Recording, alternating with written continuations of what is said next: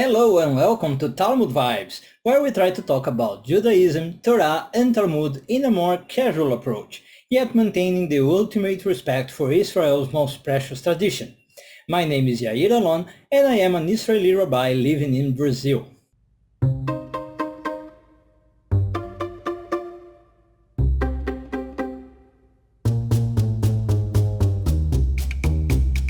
If you have been following our series of videos, you know that recently we have already explored the topics of Sitra Achra, the other side, and Dibuk.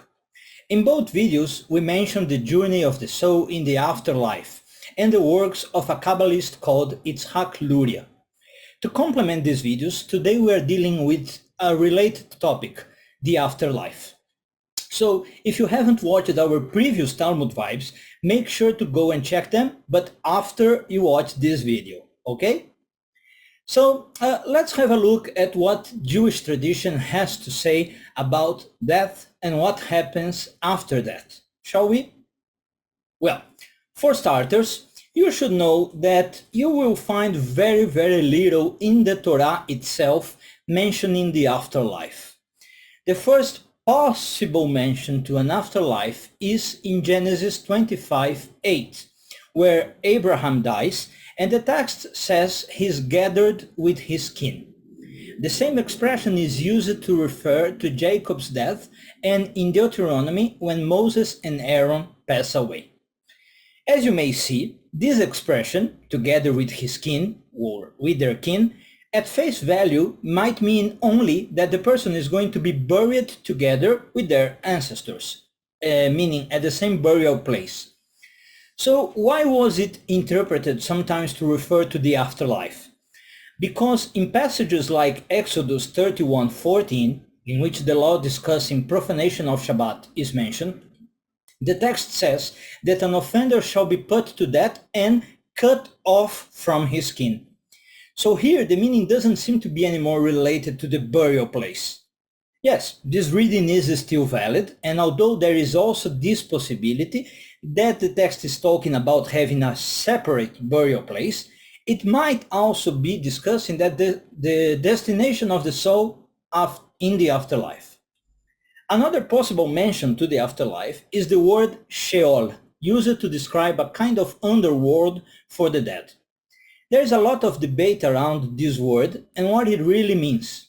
But it's a fact that the word Sheol shows up quite a lot and in many different places in the Tanakh, like more than 14 times only in the book of Psalms, for example.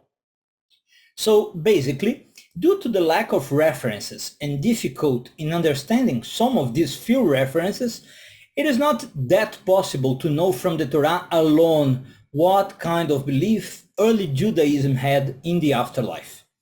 Even when we reach the Second Temple era, centuries later, there were Jewish traditions that defended different points of view.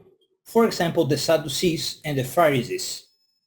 However, despite these differences, by the time of the destruction of the Second Temple by the Romans, about the time Rabbinic Judaism consolidates as the dominant expression of Judaism, we know that the belief in the resurrection of the dead, for example, is pretty much universal among all Jews.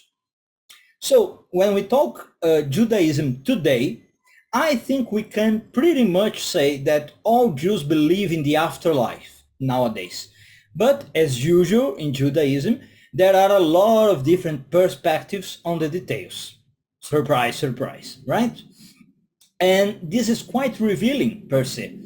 One very important reason for this disagreement, let's call it, on specifics and on the details is based on pure lack of interest in the afterlife.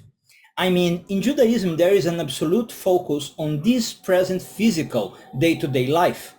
Unlike other apocalyptic forms of Judaism that disappeared in the first centuries of our era, Rabbinic Judaism focuses on doing things properly here and now, in this life, and not in the future or after we die. Judaism is all about doing things right according to Hashem's commandments for the sake of living right in this material and physical world, and therefore to live in an honest, upright, and moral life on earth, not in order to get some kind of reward or compensation in the future. This is also probably the main reason why the holy texts discussing the afterlife are so few. Our life here is the most important. Okay, and what about the Talmud? What does it say about the afterlife? Well, even there, despite brief mentions, the focus is always on actions to be taken in this world, and not on speculations about the next world. So even when the next world is mentioned, it is always in reference to this world. So, for example, in Brachot 28b, we see the sages concerned with doing the right things here. When Rabbi Eliezer fell ill, his students entered to visit him. They said to him, "Teach us paths of life, guidelines by which to live, and we will thereby merit the life of the world to come." Maybe the most beautiful and famous expression of this is in Pirkei Avot 4:16. This world is like a vestibule before the world to come. Prepare yourself in the vestibule so that you may enter the banqueting hall. And despite all this, we will only have a full theory, let's call it like that, of the afterlife in the 15th century, with sages such as the Ramak, the Cordovero, the Arizal, Luria, and Chaim Vital. These Kabbalistic sages worked on systematic approaches to explain Jewish esoteric traditions, including, of course, life after death. So, as we saw in previous videos, like the ones about the Sitra Achra and the Dibuk that I mentioned, Luria's ideas is that there are distinct levels to a soul, and these, of course, will influence reincarnation and the afterlife. Each of the levels of the souls are connected to one of the superior worlds, Atzilut, Bria, and Yetzirah, and there is also a level of the soul connected to this material world of Asiyah. If it helps, you may want to think of these different parts of the soul as different pieces of clothing. They all have their own place and different functions in the general outfit, but they contribute to an overall look that's unique for that person. So once a person dies, these parts can move into the next world, or what we call the world to come, the Olam Haba. And there, these parts of the souls will be close to Hashem, and they will rejoice in the study of Torah with the tzaddikim, the righteous. Or alternatively, if the soul's correction is deemed incomplete, it may then have to undergo a painful purification in an intermediate state of the world called Gehinnom. And through this cleansing, it will be purged and be prepared to go into the world to come. Sometimes, however, even this purification in Gehinnom is not sufficient, and the soul, or a part of the soul, needs to reincarnate again to correct itself. This is the process called Gilgul, or reincarnation. If we continue to use the clothes metaphor, it is as if all of your other pieces of clothes are nice and neat, clean and already in your closet to be used, but your pair of socks need to be washed again, so it becomes squeaky clean. So, one of Luria's most important books is called Sha'ar HaGilgulim, or the Gate of the Reincarnations, where the Arizal describes the history of important souls of our traditions. So, one very, very important point to remark here is that, according to Luria, to Isaac Luria, the Jewish afterlife does not have a hell. It has a purging place, the Gehinnom, where souls are cleansed to ascend later. Yes, there is suffering in this place, but different what, say, the Catholic tradition says about hell, permanence in Gehinnom is only temporary. So this is why many times you will hear that there is no hell in Judaism. Eternal damnation is not part of Luria's system. So it's good news, right? Another important thing to remember, though, is that although Luria's teachings are the most popular explanation for the afterlife, there are quite a few Jewish communities that maybe do not incorporate or accept the Arizal's teachings and see the afterlife in other ways. So I hope you liked all that information about the afterlife. As you can see, this is a very complex topic in Judaism, and every community, as I said, will have a slightly different understanding of the details.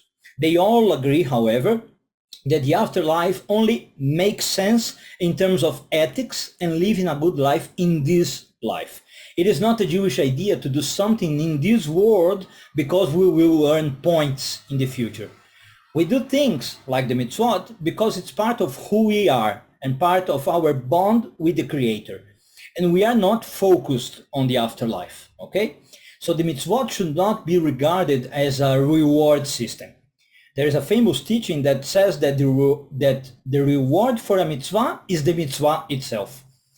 So mitzvot and all our acts in this world are steps to a life of holiness and to please our Creator.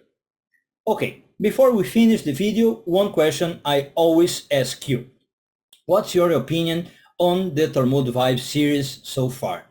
What parts of it are you enjoying? What maybe am I doing wrong and I could improve? And also, very, very important, which topics would you like to see next? Join us next week when we will be discussing the kameot, or as people usually call them, the Jewish amulets. And this is it for now. Thanks for watching, and I will see you next week for another episode of Talmud Vibes. Stay tuned, stay healthy, and all the best.